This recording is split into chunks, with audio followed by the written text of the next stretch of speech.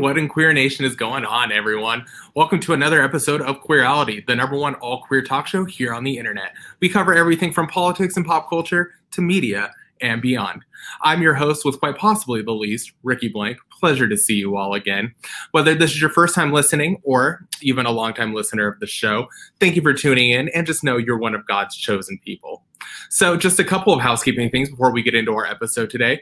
If you'd like what you'd see and you'd like to connect with myself or our guests, tip us, connect with one of our affiliated charities, or even sponsor the show, you can text Queerality to 850-695-4287. Again, that's 850-69-LGBTQ, and it'll take you directly to our landing page. Do it now. It'll make you feel really good about yourself, I promise. Alrighty, guys, let's get to it. We have an incredible guest in studio with us today. She's an absolute powerhouse. You know her from All-Stars Season 1, RuPaul's Drag Race Season 3, and RuPaul's All-Stars Season 4. She's toured the world. She's entertained thousands of people, released music, and now she has an incredible new podcast co-hosted with Latrice Royale. Please welcome Manila Luzon. So, I mean, the question I have to ask everyone going into this, I mean, how's quarantine been going for you? It's been going pretty steadily, I guess. Right now, it's like a completely different experience. Like I've been, the first was like this like shock as like all my drag gigs were canceled, and then I was just like, oh, okay, cool. I could use a break. And then it was like, okay, well, how am I going to use, like, you know, I was just so used to like the pace of my life, which was doing drag all the time. So I got into this mode where it was like, oh, I guess I should be continuing to do my drag. And so I was doing a lot of live digital shows, et cetera, et cetera, et cetera. And then it got to a point where I was like, okay, this is getting a little bit extra. I was like doing all this extra work, transforming my living room into a stage, you know, making my home into my workspace, which was very interesting. And then I got to the point where I'm like, you know what? If I'm going to be stuck at home all day long, like, let me just like make my living space a living space for the first time in my goddamn life. Like, all the drag is now like stuffed into my drag room. I'm here in a little tiny corner in my drag room where I get ready. And that's like the only place in my drag room that is, you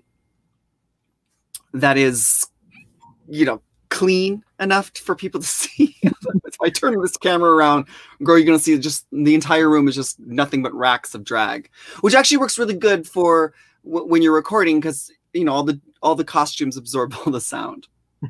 No, literally. I mean, if you look to either side of me, it's basically just like a hoarder situation. So I'm just like, just don't move the camera. Just yeah, keep it right here. And is that all fan art behind you? Yeah. This is all like this is my little like a menagerie of artwork that my fans have been giving to me over the years. Now I've gotten to the point where I ran out of walls. So now all the artwork has to be like kept in archived boxes. Now you have to rank it. You have to tell the fans like, hey, if it has to be on my wall, it's better be good. So well, no, actually it doesn't even have to be good. It just has to be in a frame, because like there was a period where I was like, okay, I'm going to frame all my favorite pieces. And then I got to the point where I was like, okay, now I'm running out of money to frame everything. So now it's just like, if you give me a frame, if you give me my artwork in a frame, then it automatically just goes on my wall. So I love the fact that I have like all my artwork here. It reminds me of all the fans and all the people that have been watching me. And also I'm a Leo, so I like to look at myself. I'm a drag queen. I mean, so here you go. And then just out of curiosity, how's it been transitioning from obviously touring the world and doing a ton of live shows to just kind of exclusively doing everything digitally now? I mean, how's that been for you? It's different. It's very different. It's kind of nice because like, obviously, like I don't have to pack a suitcase. I don't got to go nowhere. I could be like, oh, I have all of my jewelry like right here at, you know, at my fingertips. So I don't have to worry about packing things or losing things in the you know, during my flights or whatever. I don't have to worry about going into some random hotel and shitting in new places. I got everything right here. So in a way, it's actually kind of a welcome change. It's not as fun for sure because you don't get to hear the audience applause. You don't get to like get drunk with strangers. You don't get to like, you know, have a kiki with some local queens in the dressing room. There's no go-go dancers fluffing themselves before they go out on, you know, like on their break, you know, there's none of that anymore. So unfortunately, but it's, I mean, it is what it is. And, you know, like we drag queens, we make it happen. Always have, right? Exactly. And then, so speaking of making it happen, I know Pride was obviously canceled around the world for everyone, but Barefoot was nice enough to kindly extend Pride for everyone. Yes, thank you so much, Barefoot. I'm actually wearing my Barefoot. They sent me a bunch of fabric and a bunch of stuff. It was a lovely I was an inductee to the House of Barefoot along with Raven, with Raja, and Eureka O'Hara. It's a fun little thing. Yeah, of course, Barefoot's always been a huge supporter of the LGBT community, and so the fact that we were able to still do something to celebrate Pride was fantastic. And also, Barefoot does Pride all year round, so like it's perfect because like Pride came and went.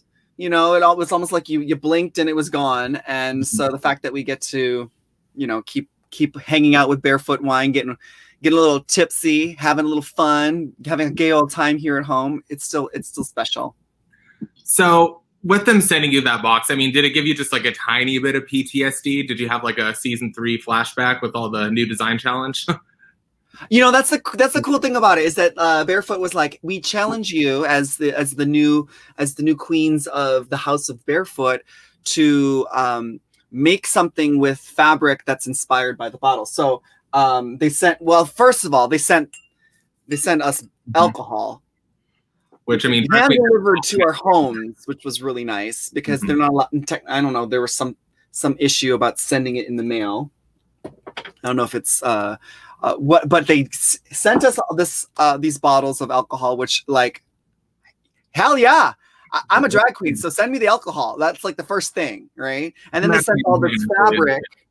They sent all this fabric that's inspired by each of the designs. So it was fun. It was kind of like, it definitely is a challenge because, you know, rainbow patterns have like you know, like it could be a good thing, but it could definitely go drastically wrong. So I was a little bit concerned, but I think it's cute. And specifically, you got the marriage equality box, which I'm sure resonated a lot with you. Yeah, well, I mean, I recently got married to my husband. Like, well, now it's like 2.5, almost 3 years now. So. Yeah, definitely this is like an important thing for me for sure, because I mean, there was a long time from when I, you know, first realized that I was gay to up until like recently, like 5 years ago, like it wasn't really an option. It was kind of like this like thing that we were always just kind of like assumed like might happen one day, maybe will happen one day, like we can get married. But now it's a reality. So it's like really special to me because like it was something that I was I've always wanted to find like my special someone to like spend the rest of my life with. And, you know, like having the government say like, oh yeah, you can't, was kind of like irritating. So the fact that we've been fighting for this for so long and now it's actually happening. And then I got like this Barefoot bottle that's supposed to represent marriage equality and everything that's worked up to this point. It's an honor for sure. And kind of take us back a little bit. I mean, what was it like growing up gay for you? Because you didn't grow up in a major city, if I'm mistaken. Yeah, I grew up in the suburbs in Minnesota, in the Twin Cities. So it was pretty, I honestly, like having traveled around America, it was pretty standard Midwest, you know, suburbs. So yeah, it was a little bit different for me. I mean, I always felt very weird and very different from everyone. I mean, the first thing I knew growing up is that like I was like my parents were mixed, You know, like my mom's Filipina, my dad's white. And so already I looked different from everyone. So then growing up gay, it's just like, okay, so first of all, I look different. Now I feel different, act different. And it was definitely hard growing up. But I did have an amazing family life. And so that made it easier for me. So the fact that I'm able to now as an adult express myself in the most fabulous of ways, it's great. And it's great to, you know, have younger people watching me and seeing like, oh, there is like a you know, that standardized, you know, like normal life that you can have. Like you can find a person to marry, you can have a family, you can grow old with each other. And, you know, being gay or being different, it doesn't mean that you can't do it anymore. So that's something that's really exciting for me to show.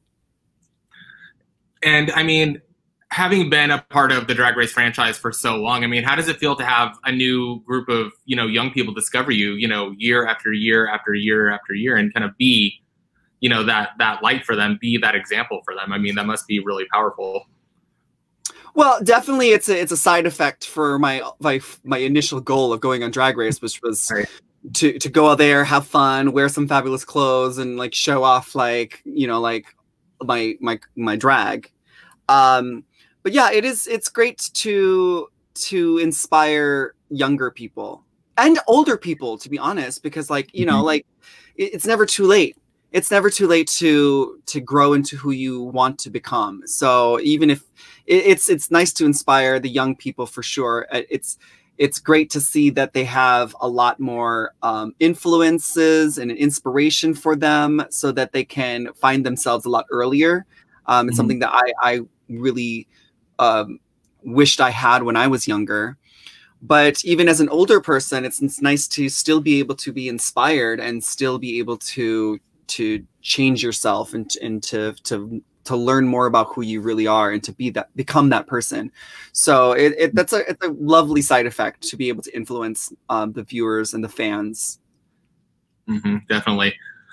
So kind of switching gears here. So some of the new stuff that you've been working on, you've been doing a lot of stuff with Latrice lately. How's that all been for you? Oh, well, I love working with Latrice, and I would have loved to have been working with Latrice a lot more. The problem is that she lives in Florida. I live in Los Angeles and here in California. And so we're always worlds apart. And then we're always working. We've been working since our initial seasons on Drag Race. So it's really hard for us to get together. But now, bitch, we're stuck at home and we got nothing else to do. And now we're having to now it's more acceptable to like just jump on a Zoom call and do stuff digitally and remotely. Which is a lot of fun. So yeah, I get to work with Latrice, and it's a lot of fun. Since our you know, being teamed up on All Stars 1, we've got to do a lot of fun collaborations, and I got to do. We're doing a podcast right now, which I have a lot of fun. Yeah, our podcast is called The Chop, which is named after our first song that we had together after All Stars 1. Right. We got The Chop. We released our song The Chop, and so like that's kind of like that's what we named our podcast, where we, like, you know, once a week we get together and we chop it up about Drag Race, Canada's Drag Race. And whose idea was it to do the podcast initially? That was actually that was a little brainchild of our dear sisters Alaska and Willem, because they've had their podcast Race Chaser for a while, and now they're expanding, and they're, you know, they've started their own podcast network, Moguls of Media, or we call it MOM. And so they approached Latrice Royale to do a podcast, and they were like, well, Latrice, who would you like to do a podcast with? And she's like, well, Manila. So she hit me up and she's like, hey, do you want to do a podcast? And I'm like, of course, sure, why not? Like, what do I have to do? And she's like, oh, don't worry, we're gonna send you a microphone. We'll be fine. We'll be good. So I got this microphone here. So now I have like the sweet, buttery vocal performances. You know, I feel like a radio star. How's it been making that transition? Because I mean, that's one thing, you know, being on a mic in front of a bunch of drunk people, obviously at a club, but then having to transition into having to fill a lot of like dead space and just constantly be, you know, the thing that carries a show for, you know, 60 minutes, 90 minutes, however long the thing is. How's that been for you? You know, I don't know, because like the craziest thing is like we just kind of are just doing our own thing. I mean, I don't really listen that much to podcasts. I'm getting a little bit better at it now because like I'm always thirsty for more content, and before I never really had the time to sit down and like listen to a podcast. I'm getting into podcasts a little bit more. But you know, we definitely do have an like organic podcast where we kind of just talk with each other and just kind of let it go and tangent off into things. We definitely try to like keep it in focus when we're about what we're talking about, but it's definitely like not one of those podcasts where it's all scripted and we have like, you know, we talk in slow monotone voices. None of that. So it's kind of fun, and I think that it's really fun for our listeners because they get to like tune in each week, and they kind of just get to like, you know, like be in the room with two drag queen friends shooting the shit with each other. So it's kind of fun. And I think that's part of like the best part about having, say, like everyone from Drag Race doing podcasts right now, is because I think so many people are dying to know what's going on behind the scenes and what you guys actually talk about. Like for how, you know, what's the word I'm looking for? Like how like present you guys are in the public eye and how much stuff you do on Instagram, on social media, all of your other projects. There seems to be this huge phenomenon still because of how fairly new everyone is to Drag Race, even though it's been going on for so long, that they really do want to feel like they want to know what's going on, because it's not like a music industry thing or a Hollywood industry thing where it's like, I want to know what the life of a real drag queen is like. I want to see what's going on. So I think it's really cool for them to kind of develop this sort of like, you know, parasocial relationship with you and be a fly on the wall. Yeah, I think it's a really cool thing to do, and it is really, really, really different for us as drag queens to like do a podcast where people are just like listening. It's like usually I'm used to people coming to see the visuals, you know, and so it's kind of a different. It's a different vibe, I guess. Although we still video record our podcast because we know that our viewers want to see us in drag, so we do put up a version on YouTube's. It's not like it's not just it's not really fully edited or whatever. It's just kind of us like talking with each other, but it's kind of like you get to see what we see, so it's kind of nice. And it gives us an excuse to get dressed up in some kind of drag, at least from here up. Right. And then I want to get back to the podcast, but I do want to pivot for a second. So your song Robbed with Latrice, which the video was fucking everything. Loved it. Thank you so much. So whose idea was that to do the not only the animation, but then also like, you know, like the bank robbery concept? Because I thought that was so funny. Well, it was a song off my album, Rules, and it was my angry, bitter feelings that I wanted to express in music, just to get it out of my system. It was kind of it was in my mind. It was like the follow up to The Chop, which was when we got released from All Stars 1. It was like, okay, we got the Chop.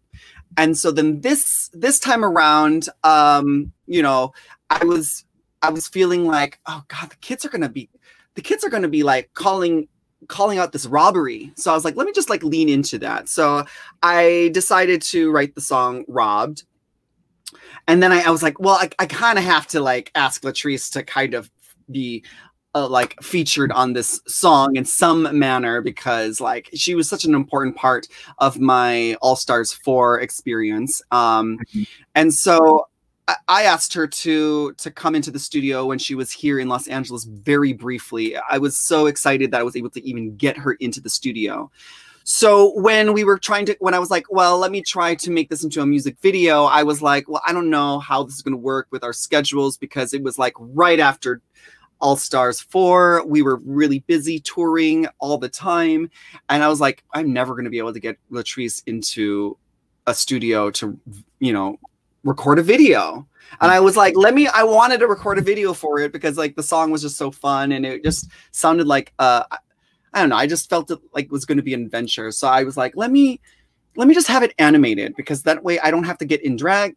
Latrice doesn't have to do anything. She can, you know, and just, you know, we put it in the animator's hands. It took for fucking ever because it's all hand animated. There's a little bit of CGI in there too. So it was a lot of work. And so I just wanted to make sure that, you know, like it was done. So it came out like a year and a half after the fact. But you know, it was still fun. Mm-hmm. And then with your background in graphic design, I mean, how much input did you have with giving it over to the animator, or did you kind of just like give them a couple, you know, bullet points to hit and just kind of let them do their magic? Well, I knew that I wanted to tell like the story, and like that's what's really cool about doing the animation is that, you know, there's no limits to like having to come up with the costumes or rent a place or build a set or anything. I was like, well, if it's animated, let's blow up shit. You know, let's have a car chase. Let's kidnap people. Let's have like a whole museum full of like shit that I'm just gonna destroy. So with the animation style, it was really cool. I wanted to pick a kind like a simple animation because I was like, okay, well, first of all, the main thing that I really contributed was like the design of our characters, and then once I figured that out, I was just kind of in the hands. I wanted to pick something that was, well, I was like, let me pick something that's kind of easy for the illustrators to draw like really quickly so that they can animate this quickly, because if it was going to be like full on Disney princesses running around, it might take longer and be more expensive. So there's that. But yeah, it was a lot of fun. It was nice to kind of relinquish control over to the animators over at Chaos Emporium. Mm-hmm. And then I guess pivoting back to the podcast now. So as you mentioned before, you've been doing Canada's Drag Race, been watching every episode. So what's your take on it so far? Like, what do you think are like the main differences that you see between US drag and Canada drag? Well, it's a very different competition, and I think it's like such a nice, fresh, a breath of fresh air as a viewer who's been watching this show for such a long time. First, I've noticed that like all the queens are amazing lip syncers and performers. Like every single lip sync for your life, I feel like I don't know who to pick. I would hate to be a judge and have to send someone home because both of the girls are always so good. Like even on the first episode, I was like, oh, this is going to be the episode where they keep both the girls. In the next episode, they're going to keep both the girls. And I think it's because the queens that are doing the show are working drag queens. You know, I feel like because it's like the first season, like all these queens have, you know, they never had the choice of like auditioning for Drag Race. So their main goal of doing drag was never to get on Drag Race. You know, they're all drag queens that were doing drag because they love doing drag, and they're good at drag because they're good at drag, and not because they wanted to get on this TV show. And I feel like nowadays, like, yeah, like people are starting to do drag with the intent, I'm going to get on Drag Race one day. And like, that's kind of like it. That's how they kind of like curate their own drag so as to do well on Drag Race eventually one day. And I think these queens on Canada's Drag Race, yeah, they're already amazing performers. They never had the chance or opportunity to go on Drag Race, you know, and unless they want to get dual citizenship, like Brooklyn Heights, it wasn't really an option. So I think it really shows in the quality of the queens. I really think it shows. Oh, sorry. No, but I think it shows a lot too, in that I think that a lot of queens, especially from anticipating being on the show now, I think a lot of them are so much more media savvy than they used to be. And it's what's the thing like Katya said, like drag queens used to be poor and mean, and now they're expected to be rich and nice. And I love the fact that even though they're amazing and extremely polished on Canada, like I love the fact that there's still like a little bit of that. No, I'm going to talk to you as if we were like backstage working at the club. Like this isn't like about, you know, how am I going to be perceived a year from now on social media? Like they seem a lot more real. Yeah.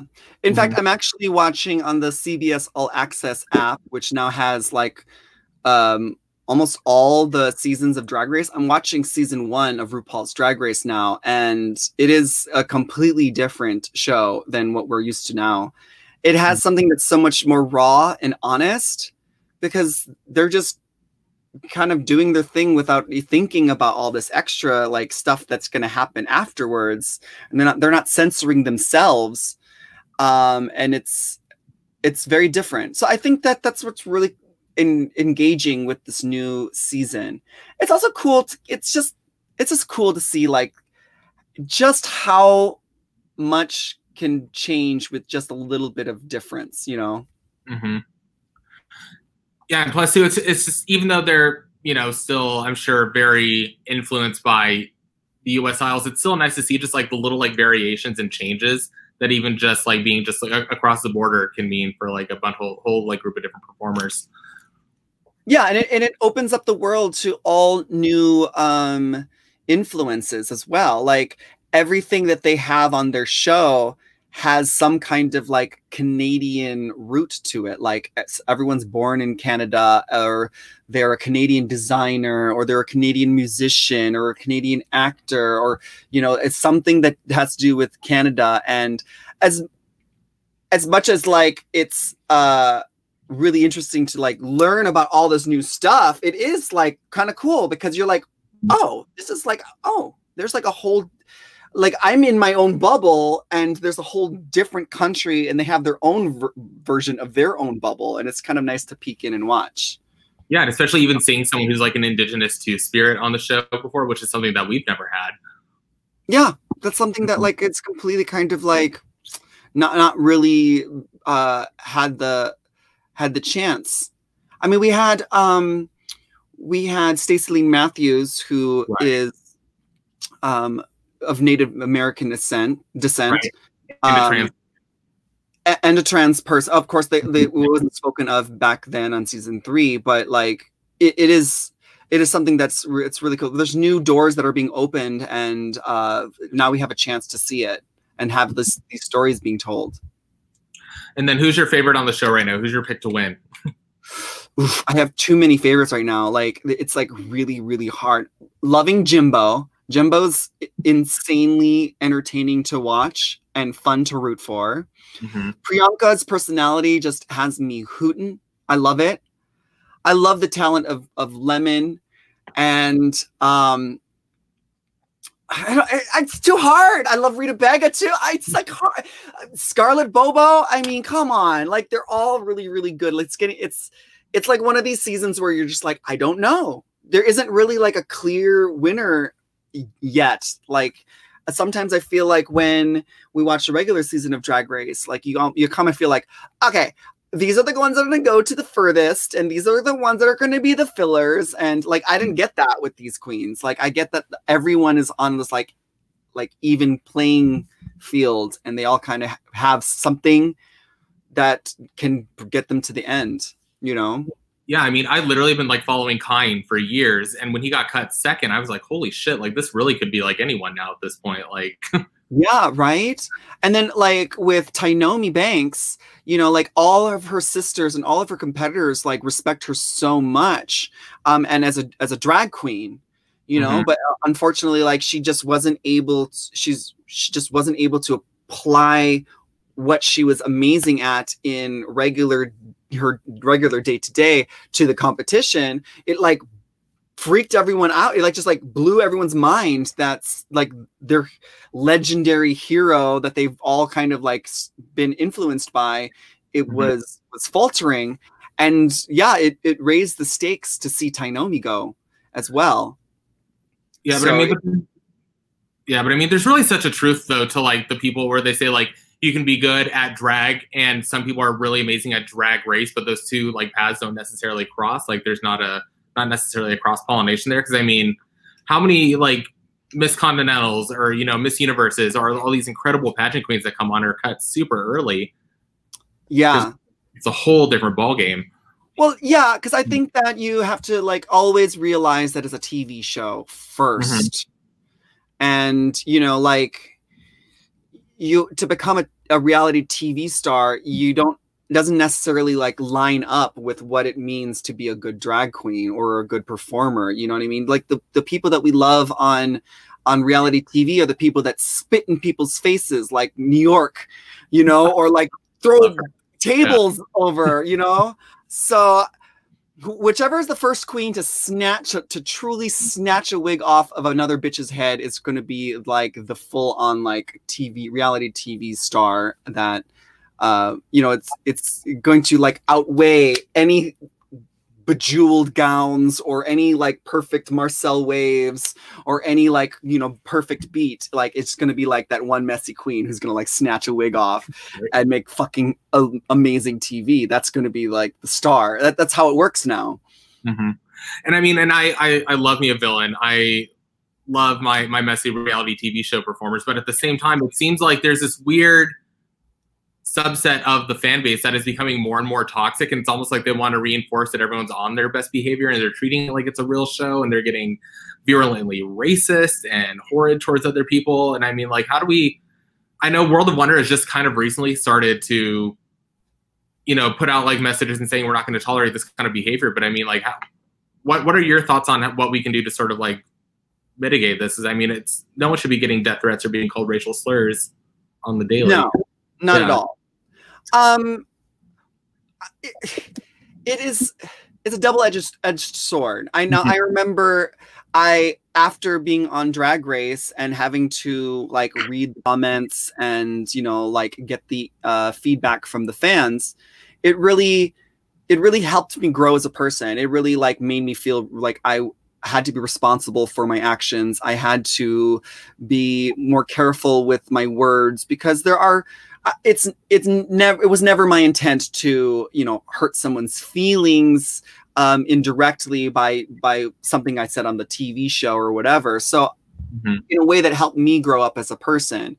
But there is definitely like how much of that am I listening to? You know what I mean? Because, you know, it's so easy to type something on in your laptop or your phone, you know, how you're feeling in that moment. And it can be very hurtful to the people that are on the other end. So yeah, I mean, I don't know. Like, I honestly feel like there are people that do it for just the reaction, just because they can, you know, like they don't mind playing the villain. I mean, we have a freaking president who doesn't fucking care if like half the country hates him. He just wants people to be talking about him, and that's fine with him. And there's people like that on social media. So they can focus on one little thing and they can nitpick it until you're bleeding. I don't know. I just feel like, you know, if you're not going to come up to a person and do that to them in real life, then you shouldn't be doing it on social media.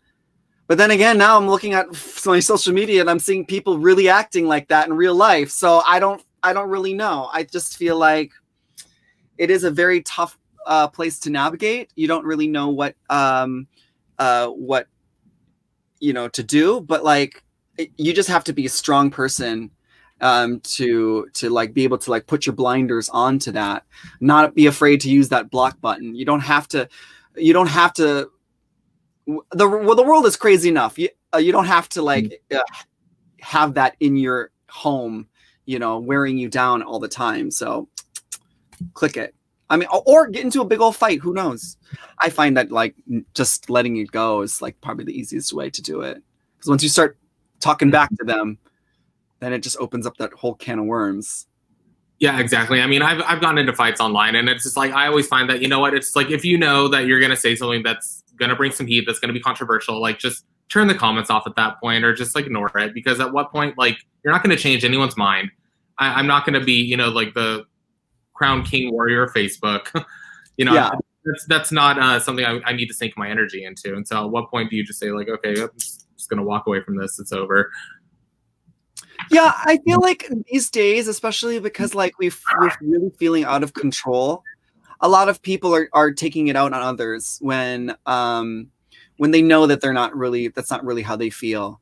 So I try to be compassionate when someone tries to like, read me. I first have to stop and be like, hey, wait, are they really being mean to me, or are they trying to make a joke and it's not coming off as a joke because I don't know their sense of humor?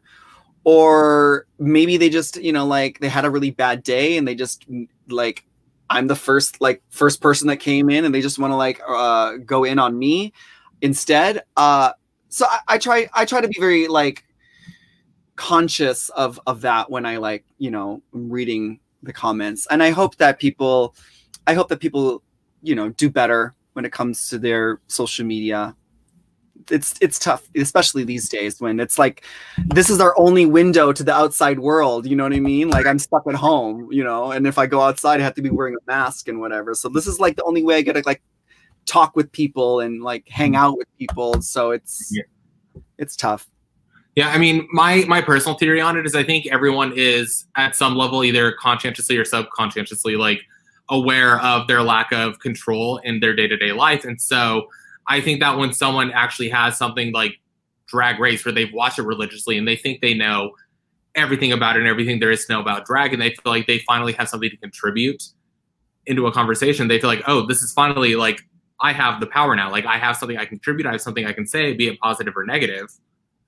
And yeah. I think they're not used to being in a forum of any kind. And it's almost like the sense of, manners and respect and everything sort of go out the window, because all of a sudden they're like, no, like I can finally be the center of attention because I have something to contribute to this conversation, as negative as it may be. Yeah. And I think that everyone really does want to feel like they are contributing to the better of the world. So if that means that we have to like call out someone, it makes us feel better about ourselves, because like you're like, oh, at least I'm not like that person. You know what I mean? So right. I mean, I understand. It is frustrating as well. I mean, it does make me not want to use my social media as much, but like, being stuck at home and watching the numbers of people getting sick go up, it puts things into perspective, and it makes my social media not seem so important anymore. Yeah, I know my truth. I hope that everyone else knows their truth, and I hope everyone finds their truth. Absolutely. And then sort of wrapping this up here, what other big projects do you have planned over the next couple months, or is everything sort of still kind of just up in the air, living it day by day? Oh, well, I have some projects that are just kind of like slowly chugging along. Obviously, I can't wait to be able to travel again and, at least leave my house and get some things in motion. But for sure, I have some things I'm working on. I don't know if I can talk about some of them, but I will. Who cares? Currently, working on some cosmetics stuff for the future. Can't wait. Of course, it doesn't. It's going nice and slow because there's no need for me like this. Like I can't really like promote it. I can't do everything, so I'm just going to take my time with it. Mm-hmm. Also working on a project with some other queens, with our own vodka. Ooh. So that will be kind of fun because, we drag queens, we love to drink. We got our wine covered with Barefoot Bubbly, but some of us need hard liquor too. So we're going to be coming up with some of that. And then the second that we're able to travel, I'm like hitting it to Asia, and I'm going to live out there for a hot minute because I need a vacation, bitch. Well, we are looking for an alcohol sponsor. So when you get your vodka up and running, there you go. Hopefully we make enough money so we can give you some of it too. I will find a way. Perfect. Awesome. Hey, it's been so fucking rad to have you on the show. Thank you so much for coming on. No problem. Thanks for having me. Of course, I wish you all the best. Say hi to your husband for me. I will. Bye, darling. All right. Good sounds to see ya. Bye.